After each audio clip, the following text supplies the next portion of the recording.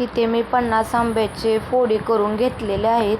तुम्ही बघू शकता अशा प्रकारे मी फोडी करून घेतलेले आहेत आणि जरा सुकवून घेतलेले आहेत एक दिवस।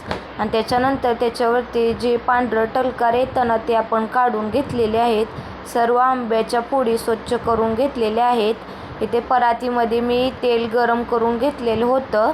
गरम करून घेतल्यानंतर आपण ते गार झाल्यानंतर त्यात आपण मसाले मिक्स करणार आहोत। अशा प्रकारे आपण सर्व तेल त्या परातीत काढून घ्यायचं। त्यानंतर मी इथे रामबंधूचा लोणचे मसाला आणलेला आहे। मी एकच पॉकेट टाकणार आहे 50 आंब्यासाठी। आता आपण ते कट करून घेऊया पॉकेट। आता आपण तो मसाला तेलात मिक्स करून घेणार आहोत। अशा प्रकारे आपण त्या तेलात मिक्स केलेला आहे। इथे मी मोहरीची डाळ विकत आणलेली आहे, 1 छटाक आहे ही डाळ। त्यानंतर आपण त्यामध्ये आता थोडीशी हळद ॲड करणार आहोत। मी थोडीशीच हळद टाकलेली आहे कारण मसाला वगैरे असल्यामुळे। त्यानंतर आपण ते आता एकत्र मिक्स करून घेणार आहोत।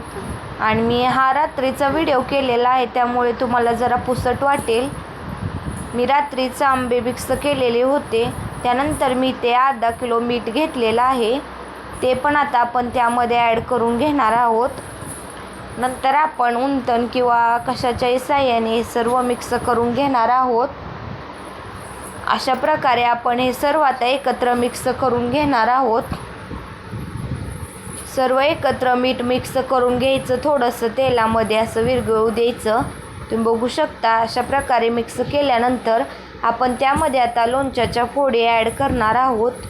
तुम्ही बघू शकता अशा प्रकारे आपण सर्व लोणच्याच्या फोडी त्यामध्ये ॲड करून घेणार आहोत।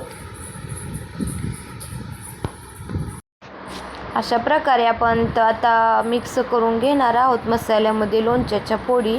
तुम्ही बघू शकता अशा प्रकारे आपण सर्व लोणच्याच्या फोडी त्या मसाल्यात मिक्स करून घेणार आहोत। ज्याची त्याची पद्धत वेगळी असते लोणचं बनवण्याची। मी अशा प्रकारे बनवलेलं आहे। तुम्ही कसं बनवता कमेंटमध्ये नक्की सांगा। इथे बघू शकता आपलं सर्व प्रकारे मिक्स झालेलं आहे लोणच्याच्या फोडी। आता मी इथे प्लॅस्टिकच्या भरणीचा वापर केलेला आहे। तुम्ही ढेरा वगैरे चिनी मातीची भरणी असते का नाही त्यामध्ये सुद्धा हे लोणचे ठेवू शकता। मी ते प्लॅस्टिकच्या भरणीत ठेवलेले आहे तात्पुरते।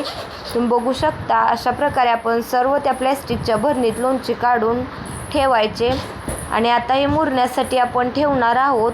याला दररोज 1-2 वेळा मिक्स करून घ्यायचं भरणीतून, म्हणजे बुरशी वगैरे आपल्या लोणच्याला लागत नाही। तुम्हाला माझा व्हिडिओ कसा आवडला?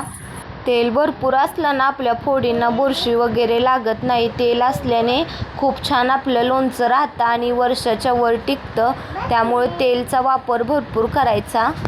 कमेंटमध्ये नक्की सांगा। चॅनलवरती नवीन असाल तर चॅनलला सबस्क्राईब करा। भेटूया अशाच